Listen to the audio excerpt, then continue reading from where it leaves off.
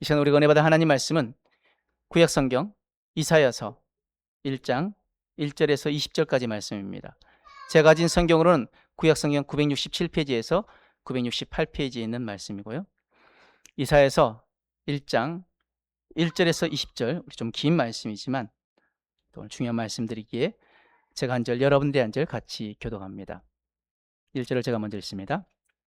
유다왕 우시아와 요담과 아하스와 히스기야 시대에 아모스의 아들 이사야가 유다와 예루살렘에 관하여 본 계시라.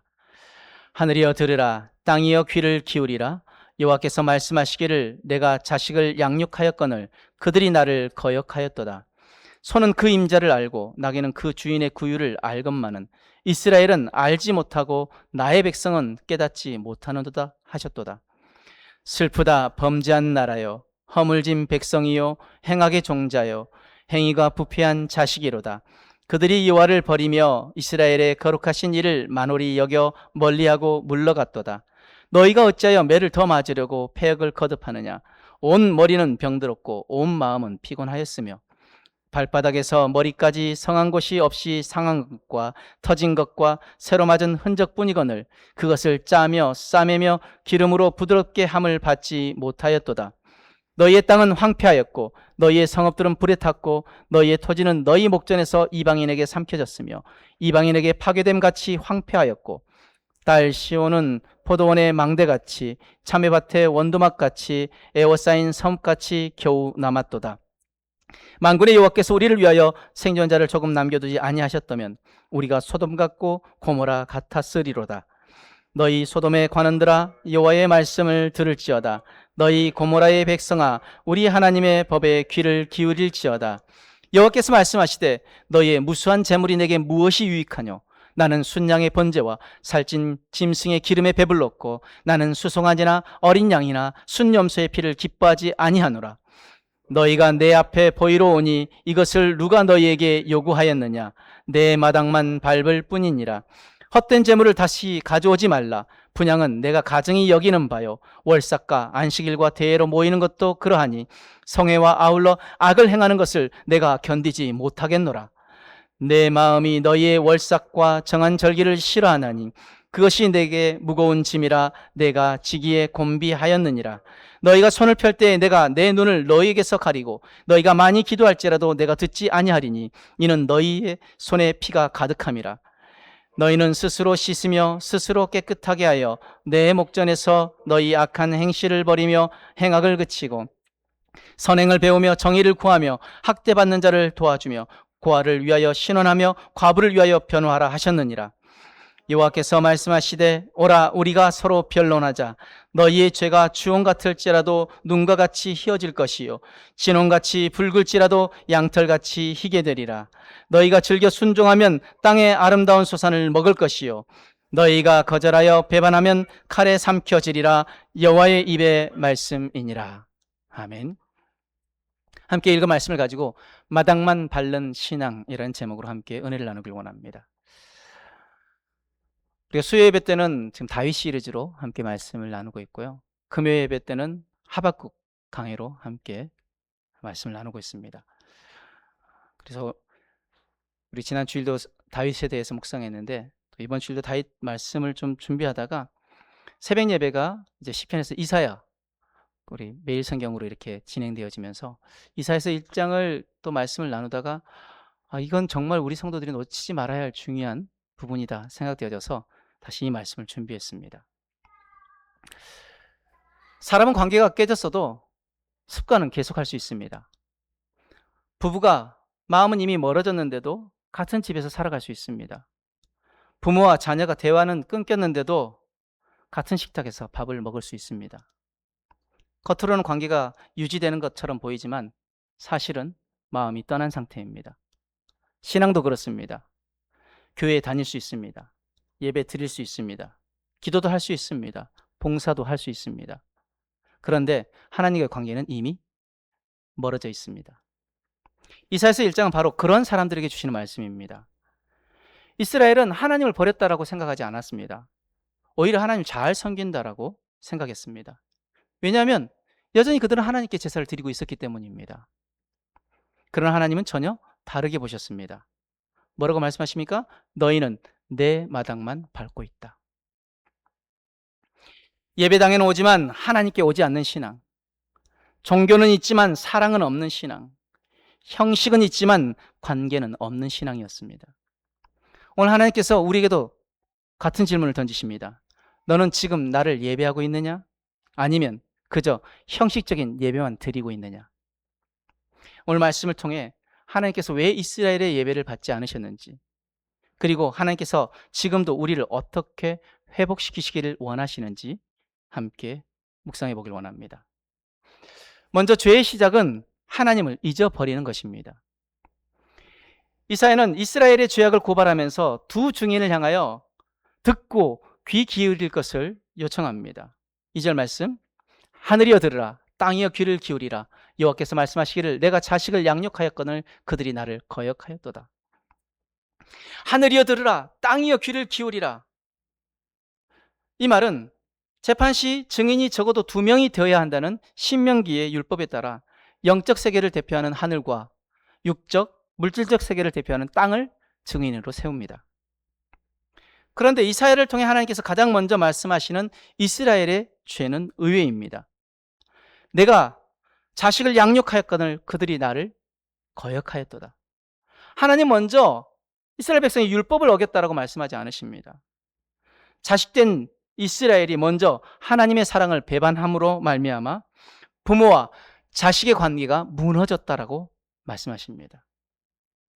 이스라엘 백성은 하나님의 사랑을 받은 자녀였습니다. 하나님은 그들을 사랑하셨습니다. 애굽에서 노예했던 그들을 건져내신 것도 하나님의 사랑이었고, 광야에서 먹이고 입히신 것도 하나님의 사랑이었으며, 가나안으로 인도하신 것도 하나님의 은혜였습니다. 그런데 그 사랑을 너무 오래 누리다 보니 그것이 당연해졌습니다. 은혜가 일상이 되자 감격은 사라졌습니다. 감격을 잃으면 감사도 사라집니다. 그리고 감사가 사라지면 관계는 무너지기 시작합니다. 부부도, 부모와 자녀도, 친구도, 모든 인간관계도 마찬가지입니다. 처음에는 감사했던 일들이 시간이 흐르면서 당연한 것이 되었고, 결국 받은 은혜를 권리처럼 여기게 되는 것입니다. 이스라엘과 하나님과의 관계도 같았습니다. 기도를 하긴 했지만 하나님의 사랑을 잊었습니다. 예배를 드리긴 했지만 하나님을 향한 감격이 식었습니다. 그래서 하나님은 3절에 충격적인 말씀을 하십니다. 손은 그 임자를 알고 나귀는 그 주인의 구유를 알건만한 이스라엘은 알지 못하고 나의 백성은 깨닫지 못하는도다 하셨느니라. 소와 나귀는 본능적으로 자기 주인을 압니다. 먹이 주는 사람을 기억합니다. 그런데 하나님의 백성은 자신을 살리신 하나님을 알지 못한다는 것입니다. 여기서 안다는 것은 단순한 지식이 아닙니다. 관계를 말합니다. 이스라엘은 하나님에 대한 지식은 많았습니다. 율법도 알았고 제사도 알았고 절기도 알았습니다.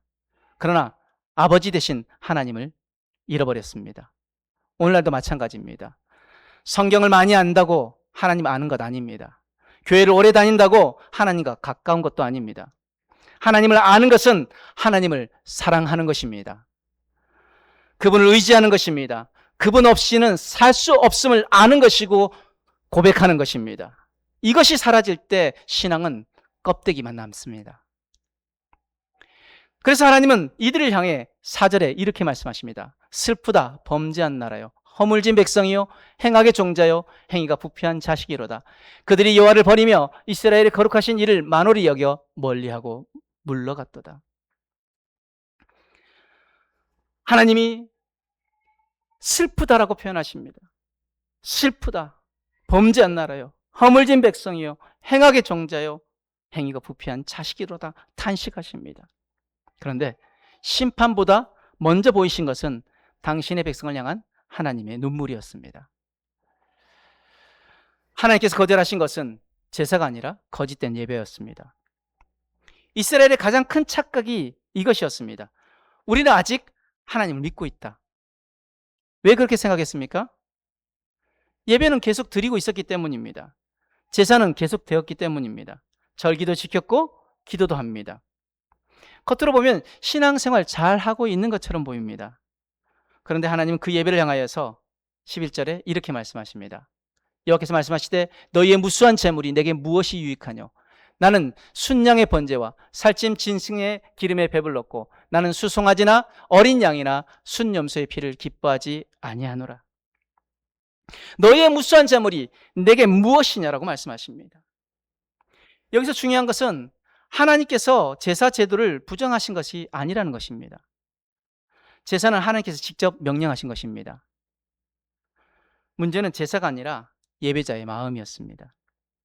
그들은 하나님께 제사를 드린 뒤에도 가난한 사람들을 압제했고 불의를 행했고 죄를 붙잡은 채 살아갔습니다. 예배와 삶이 완전히 분리되어 있었습니다. 그래서 하나님은 13절에 뭐라고 말씀하십니까? 헛된 재물을 다시 가져오지 말라. 분향은 내가 가증히 여기는 바요. 월삭과 안식일과 대회로 모이는 것도 그러하니 성회와 아울러 악을 행하는 것을 내가 견디지 못하겠노라. 예배당에서는 거룩한 척하면서 삶에서는 하나님 없이 사는 것을 하나님이 가장 싫어하신다고 말씀하십니다. 하나님은 예배와 삶을 절대로 분리하지 않으십니다. 그러므로 우리의 예배는 삶으로 이어져야 합니다. 우리의 삶이 예배가 되어져야 합니다. 기도는 순종으로 이어져야 합니다. 찬양은 사랑으로 이어져야 합니다. 그렇지 않으면 예배는 형식이 되고 맙니다. 오늘날도 위험한 것은 교회 안 다니는 사람 아닙니다. 교회를 다니면서도 하나님 없이 살아가는 사람들입니다. 오늘 말씀의 제목처럼 성전의 마당은 밝지만 하나님께 가지 않는 신앙입니다. 하나님 그런 신앙을 기뻐하지 않으시고 그런 예배를 받지 않으십니다. 우리 하나님은 심판보다 회복을 더 원하십니다. 이사야 1장은 놀랍게도 책망으로 끝나지 않았습니다. 하나님께서는 백성을 향해 다시 초청하십니다. 18절 말씀에 여호와께서 말씀하시되 오라 우리가 서로 변론하자. 너희의 죄가 주홍 같을지라도 눈과 같이 희어질 것이요 진홍같이 붉을지라도 양털같이 희게 되리라. 오라 우리가 서로 변론하자 말씀하십니다. 변론하자는 말은 싸우자는 뜻이 아닙니다. 마음을 열고 이야기하자는 것입니다. 마음을 열고 이야기하기 위해서는 어떻게 해야 합니까? 하나님께 나와야 합니다. 여러분, 우리가 지금 예배 자리에 앉아 있다고 하나님 앞에 나와 있다라고 우리가 말하지 못합니다. 하나님 앞에 나와 있다는 것은 무엇입니까? 우리의 마음이, 우리 전심이 하나님을 향해 있어야 한다는 것입니다.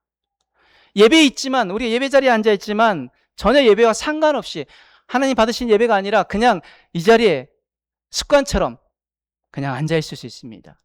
한 시간 그냥 지나갈 수 있습니다.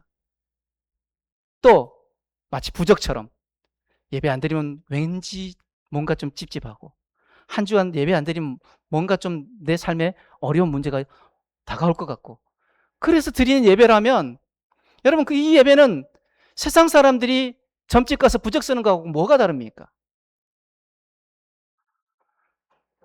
여러분 우리 하나님 오늘 말씀하십니다. 우리가 서로 변론하자. 그러면서 뭐라고 말씀하십니까? 오라. 하나님께서 먼저 화해를 제안하시는 것입니다. 이것이 하나님의 은혜입니다. 사실 하나님은 심판만 하셔도 충분하십니다. 그 심판만 선언하셔도 충분하시는데 그러나 하나님은 심판보다 회복을 더 원하십니다. 그래서 이어진 말씀이 무엇입니까? 너희 죄가 주홍과 진홍 같을지라도입니다. 왜 주홍과 진홍이라고 표현했을까요? 주홍과 진홍은 당시 절대로 지워지지 않는 염려였습니다. 사람의 힘으로는 지울 수 없는 죄를 의미합니다. 그런데 하나님께서는 그 주홍과 진홍 같은 그 죄를 내가 눈과 같이 희게 하겠다라고 말씀하십니다. 이것은 인간의 회개가 죄를 없앤다는 뜻 아닙니다. 하나님의 은혜가 죄를 씻으신다는 약속입니다. 신약의 관점에서 보면 이것은 십자가를 미리 보여주는 말씀입니다.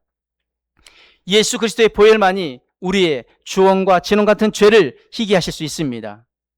그러므로 회개의 핵심은 죄를 다 해결하고 하나님께 나가는 것 아닙니다. 죄를 가지고 하나님께 가는 것입니다. 사람은 죄 때문에 하나님을 피합니다. 에덴 동산에서 아담과 하와가 무엇 때문에 하나님의 낯을 피했습니까? 죄 때문이었습니다. 그러나 하나님은 죄 때문에 하나님께 나오라고 말씀하십니다. 이것이 복음입니다. 하나님은 완벽한 사람 기다리시는 분이 아니라 돌아오는 사람을 기다리시고 계시는 분이십니다. 그렇다면 오늘 말씀 우리 삶에 어떻게 적용하면 좋을까요? 첫 번째, 나는 하나님과의 관계보다 형식적인 신앙에 익숙해져 있지는 않은지 자신을 점검해야 합니다. 신앙생활 오래 하다 보면 가장 조심해야 하는 것이 있습니다. 익숙함입니다. 예배가 익숙해지고 기도가 익숙해지고 찬양이 익숙해집니다. 그러다 보면 하나님보다 신앙생활 자체가 익숙해질 수 있습니다. 예배를 드리지만 하나님을 기다리지 않고, 성경을 읽지만 하나님의 음성을 듣지 않고, 기도를 하지만 하나님과 대화하지 않을 수 있습니다.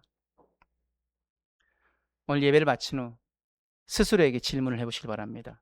나는 하나님을 사랑하기 때문에 예배를 드리는가? 아니면 예배하는 것이 형식적인 습관이 되었는가? 두 번째, 하나님께 숨기지 말고 있는 모습 그대로 나아가실 바랍니다. 이스라엘이 회복되지 못한 것은 죄가 커서가 아닙니다. 죄를 감추었기 때문입니다. 우리 하나님은 죄인을 거절하지 않으십니다. 하나님이 거절하신 것은 가식적인 사람입니다. 회개는 죄를 다 해결하고 하나님께 나오는 것 아닙니다. 죄를 가지고 하나님께 나오는 것입니다. 연약함 가지고 하나님께 나오는 것입니다. 상처 가지고 하나님께 나오는 것입니다. 우리는 이렇게 생각합니다. 이 문제 해결한 다음 기도해야지. 좀 나아진 다음 하나님께 나아가야지. 그러나 하나님 말씀하십니다. 오라, 우리가 서로 변론하자. 있는 모습 그대로 나오라는 것입니다. 우리가 있는 모습 그대로 정직하게 하나님 앞에 나아갈 때, 내 상처 가지고, 내 아픔 가지고, 내 눈물 가지고, 내 죄악들 가지고 하나님 앞에 나아갈 때, 하나님은 우리의 주홍과 진홍 같은 그 죄악들을 그리스도의 보혈의 피로 깨끗하게 씻으실 것이고, 우리의 모든 연약함들을 싸매 주실 것이고, 상처들을 싸매실 것이고, 고치실 것이고, 다시 회복시켜 주실 것입니다. 우리를 다시 새롭게 하실 것입니다. 마지막으로 참된 예배는 예배당을 나선 후부터 시작됩니다. 하나님께서 원하시는 것, 예배 시간만이 아닙니다. 예배자의 삶입니다. 예배당에서 하나님 만났다면 가정에서도 하나님 모시고 살아가야 합니다. 하나님이 우리 가정의 주인 되시는 삶을 살아야 합니다. 직장에서도, 학교에서도, 사람을 대하는 태도에서도 예배가 이어져야 합니다. 진실한 예배는 삶을 바꿉니다. 하나님께 가까이 나아간 사람은, 하나님과의 교제가 온전히 회복되어진 사람은 사람을 대하는 태도도 달라질 수밖에 없습니다. 이번 한 주간 뿐만 아니라 우리가 주님 앞에 서는 그날까지 우리의 삶이 하나님께 드려지는 예배가 되어지길 소망합니다. 우리의 삶이 예배되길 소망합니다. 오늘 하나님께서 이스라엘의 제사를 문제 삼으신 그것이 아닙니다. 그들의 마음을 문제 삼으신 것입니다. 예배는 있었지만 사랑은 없었습니다. 기도는 있었지만 회개는 없었습니다. 신앙은 있었지만 하나님과의 관계는 끊어졌습니다. 그래서 하나님은 그들에게 너희는 내 마당만 밟고 있다라고 말씀하신 것입니다. 그러나 놀라운 것은 거기서 끝내지 않으셨다는 것입니다. 하나님은 심판으로 끝내지 않으시고 그들을 다시 부르십니다. 오라, 우리가 서로 변론하자. 이것이 하나님의 은혜입니다. 이 말씀 속에는 책망보다 더 큰 사랑이 있습니다.